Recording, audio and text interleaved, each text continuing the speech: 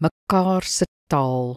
1 Korintiërs 7 verse 33 en 34 sê, terwyl die getroude man besorg is oor die dinge van die wêreld, hoe om sy vrou te behaag, die getroude vrou is egter ook besorg oor die dinge van die wêreld, hoe om haar man te behaag.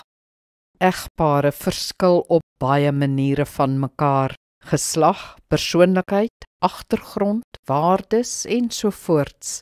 Omdat ons verskil, verstaan ons mekaar se behoeftes dikwels verkeerd, want ons glo ons maat se behoefte is soos ons eie.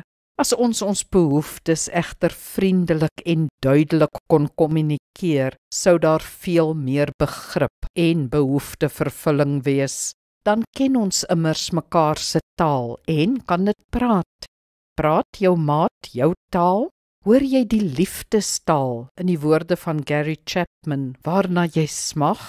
Benodig jy woorde van bevestiging, dade van diens, 'n geskenkie nou en dan, of meer fisieke kontak?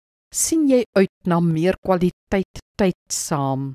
Jy verdien dit hoor, maar weet jou maat ooit wat jou behoefte is? En ken jy werklik jou maat sin? Ons moet ons behoeftes eenvoudig beter kommunikeer, anders gee ons maar weer dit wat ons self wil ontvang en mis mekaar in die proses. Kom ons bid saam. Hemelse Vader, ons mis mekaar dikwels in ons verhouding, bloot omdat ons mekaar se verskille nie genoeg in aanmerking neem nie. Help ons om aannames en ongelukkigheid te vermy deur beter te kommunikeer. Amen. Die Here seën jou.